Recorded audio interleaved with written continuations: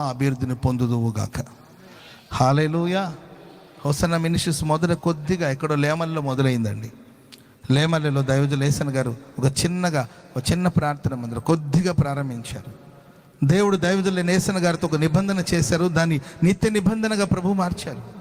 దైవజుల నేసన్ గారి యొక్క సేవను దేవుడు స్థిరపరిచారు.